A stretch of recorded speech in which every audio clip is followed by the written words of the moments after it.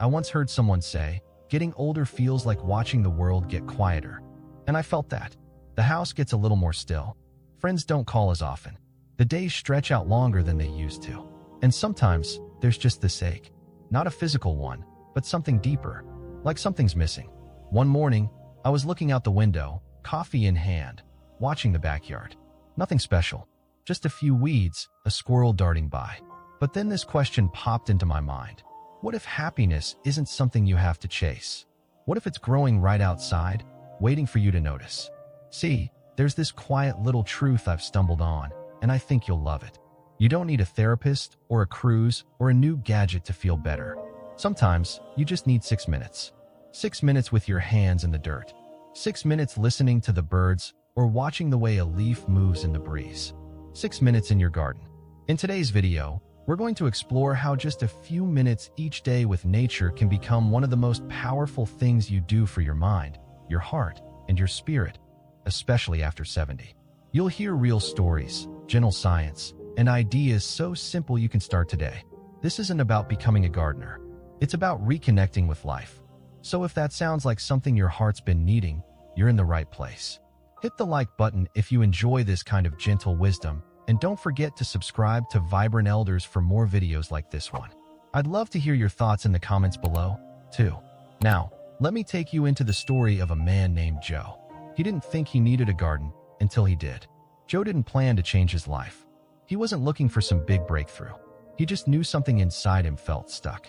And if you've ever sat alone in your kitchen, stirring coffee that's gone cold, you might know exactly what I mean. He told me, "I'm not sad, really. Just flat." That word hit me, flat.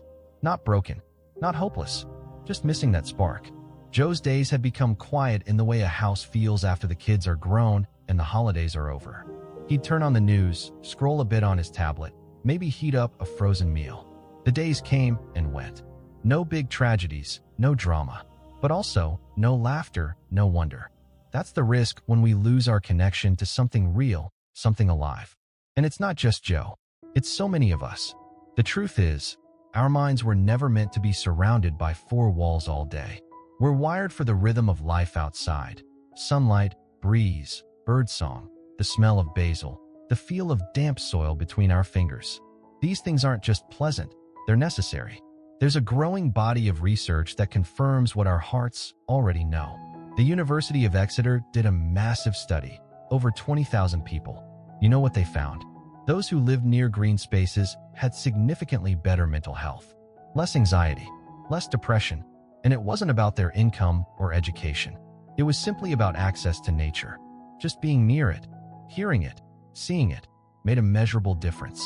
Now, Joe didn't know about any of that science. He didn't go online looking for answers. What he did do, almost by accident, was wander into his backyard one morning. He said it was just to check on the old sprinkler, but he stayed out there. Just stood in the morning sun, hands in his pockets, watching a bird tug a worm from the ground. 6 minutes passed, then 10, and for the first time in a while, he forgot to feel lonely. That's what's at stake when we ignore nature. Not just our hobbies or physical movement, but something deeper, our emotional health, our sense of time and place, that quiet feeling of being part of something bigger. Without it, we shrink. Days blend, our thoughts get heavy, and the light inside us dims, so slowly, we hardly notice. And when you think about the realities of aging, it makes even more sense. As we retire, as friends move away or pass on, as our kids get busy with their own lives, the natural scaffolding of daily connection falls away. And without something strong to replace it, something life-giving, our mental health pays the price. I once spoke to a woman named Dolores. She's 81 and lives alone in Ohio. She told me, "I go 3 days without hearing my own voice sometimes." That stuck with me. We focus so much on physical health, medications, doctor visits, blood pressure. But what about the soul? What about the quiet ache that grows when we no longer feel connected, useful, alive? Nature has a way of answering that ache. Even if you don't move much, even if you're not planting or weeding, just being in it does something. Lowers cortisol, the stress hormone. Helps the brain create serotonin, the chemical that lifts your mood. It's like a reset button we've forgotten we have. And it doesn't have to be grand. Joe didn't start with a vegetable garden or flower beds. He just sat outside with his morning coffee instead of staying in the recliner. He told me, the air felt good, and the sky looked different when I actually looked at it. That small shift became a habit, then a comfort, then somehow a joy. So when we talk about what's at risk if we keep ignoring the natural world, we're not talking about missing out on pretty views. We're talking about missing the medicine that's been in reach all along. The medicine of rhythm, stillness, beauty, meaning. Joe's story isn't unique. It's a quiet call that many of us have felt, even if we didn't have a name for it. A pull to step outside, to touch something living, to hear something other than news anchors and refrigerator hums. And once we feel that again, even for 6 minutes a day, we start to come back to ourselves. Just like Joe did. Joe didn't set a timer. He didn't read a self-help book or download a fancy wellness app. All he did was sit out there again the next day. And the next, not for an hour, not even 15 minutes, just a few quiet moments. 6 minutes, give or take. He told me, it felt like my head had more space. Like someone opened a window inside me. And there's actually a reason for that. Science is catching up with what nature lovers have known forever. Even a tiny amount of time outdoors can change your brain. There's a type of friendly soil bacteria called Mycobacterium vaccae. Sounds fancy, I know. But when you garden, or even just breathe near damp earth, this bacteria interacts with your immune system, and it's been shown to boost serotonin levels. That's the same feel-good chemical many antidepressants aim to increase. Except this one, it comes straight from the ground. Now, 6 minutes may not sound like much, but for someone who's used to spending most of the day inside, whether it's because of pain, fatigue, or just habit, those 6 minutes are a beginning. They're the difference between a day that drifts by and a day that starts. Joe said he began to look forward to that time like it was an old friend coming by for coffee. There's also something about being in nature, however small the patch, that reconnects you with the present moment. You're not thinking about doctor appointments or old arguments.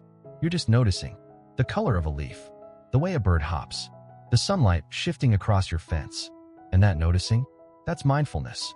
And mindfulness, even in the simplest form, lowers stress, improves focus, and helps with memory. I think of Marilyn. She's 72 and lives in Wisconsin. She started by placing a folding chair next to her tomato pots on the patio. That's it. No digging, no yoga mat, no grand plan. Just 6 quiet minutes. Sometimes I don't even look at the tomatoes, she told me, laughing. I just sit there. It's the only part of the day that feels like mine. And that's something a lot of people don't realize.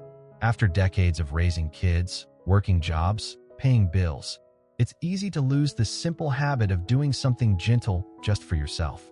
6 minutes in the garden doesn't sound like a revolution. But for folks like Marilyn, it is. There's even more science behind this. A Japanese practice called forest bathing, no water involved, just being around trees, has shown powerful effects on reducing blood pressure and improving immune function. Now, you don't need a forest. You just need a tree, a pot of rosemary, a flower box near the window, something alive that reminds your body you are part of this earth, too. And that connection? It has ripple effects. Joe told me that after a couple of weeks, he started sleeping more soundly. It's not like I run marathons, he joked, but I feel like I actually use the day now. His appetite improved. His afternoon slumps faded. He started calling his daughter more. Started humming while rinsing the dishes. Little things. But those little things matter. Because that's the real power of 6 minutes. It's not about transforming your whole life in a flash. It's about gently shifting the course of your day, your week, your mood. It's about creating a pocket of peace in a world that often feels too fast or too empty.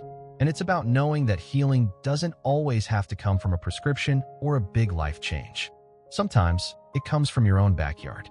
I know some of you are thinking, I don't have a yard. That's okay. You don't need one. A windowsill, a porch, a community garden down the street, any of it counts. Even just standing with your face in the sun, feeling its warmth on your skin. That's real. That's nature. That's enough. Because at the end of the day, you don't need to do everything. You just need to do something. And if that something is 6 minutes with the earth, it might just be the best part of your day. It might be the thing that helps you feel rooted again, literally and emotionally. There's a quiet kind of magic that happens when you take care of something living. It doesn't have to be big or impressive. Sometimes, it's just a little green shoot peeking through the soil. But when your hands help something grow, your heart grows too. Joe started with nothing but a few old pots and some leftover seeds a neighbor gave him. He didn't even know what half of them were. But every morning, he'd water them, pull weeds, sit with them, and slowly, something inside him began to shift. It wasn't just about getting outdoors anymore. It became a relationship between him and the soil, between him and the rhythm of life. One morning he told me, "It feels like I'm part of something again, like the world hasn't left me behind." And you know what? That's the part that gets me. Because so many people over 70, maybe even you, know what it feels like to be left out, to feel invisible in your own life. Maybe you used to care for kids or a spouse. Maybe you had a job where people needed you, where your opinion mattered. Then suddenly, it's quiet, and it can feel like you're not sure where you belong anymore. But when you care for something, even a little plant, you're reminded that you still have something to give, that your presence, your effort, your time still matter. I remember Helen, an 80-year-old widow in Florida, who lost her husband after 52 years. She told me the silence in the house became unbearable. For months, she wouldn't open the curtains. She just didn't see the point. But one morning, she noticed a tiny sunflower pushing up through a crack in her driveway. She said it felt like a sign, like life saying, "I'm still here." That week, Helen bought a few pots and planted some herbs. Not much, just basil and mint. She'd sit beside them every evening, just listening. She didn't try to heal anything. She didn't expect the sadness to disappear. But that little garden gave her a place to put her grief, a place where she could still feel useful, still feel love. And that's the heart of it, isn't it? When we nurture life, life has a way of nurturing us right back. You water something, and it teaches you patience.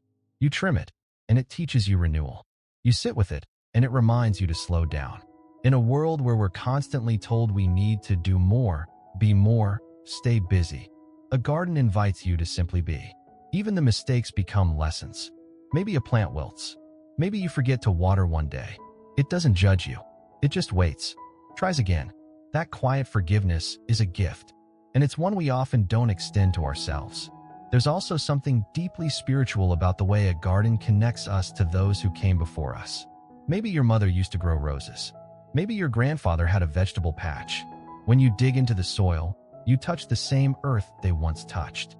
You continue their story, and maybe, just maybe, you'll pass it on to a grandchild one day, showing them how to plant tomatoes or water the lavender or just sit still and listen. Joe told me he'd started leaving little messages for his grandkids in the garden. Painted rocks, notes hidden under flower pots. Just silly things, he said. But it makes me feel like I'm still part of their lives. That right there, that's legacy. Not money, not things, but memory, presence, love, passed on through petals and leaves. And no matter your age, that's something you can still give. You can still grow joy, still plant peace, still become the caretaker of something beautiful.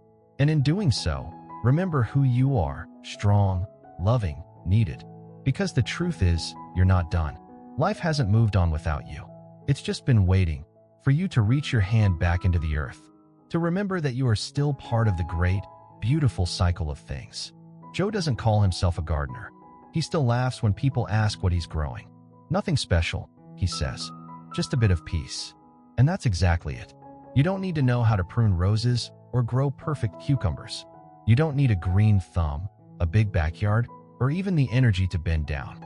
All you need is a moment, a plant, a patch of sunlight, a little space to breathe. Because you're not just caring for nature, you're caring for you. Every time you water a flower, you're telling yourself, "I'm still here. I still matter." Every time you step outside, feel the breeze, touch a leaf, you reconnect to something bigger. Something that doesn't rush you, doesn't judge you, and always welcomes you back. So if today felt a little heavy, if your body aches or your spirit feels small, step outside for 6 minutes. Sit by a tree. Watch a bee. Let the sky remind you it's still holding space for you. That's your medicine. That's your moment. And who knows, maybe one day, someone will walk past your garden and feel something stir inside them too. That's how joy spreads, quietly, gently, seed by seed. If this video gave you a little light today, I'd love for you to like it and subscribe to Vibrant Elders so we can keep growing together. Share your story in the comments. Tell us what your garden looks like or what peace means to you these days. And until next time, remember, you don't have to do much to feel alive again. Just open the door, Breathe in deep and let the earth remind you you're still blooming.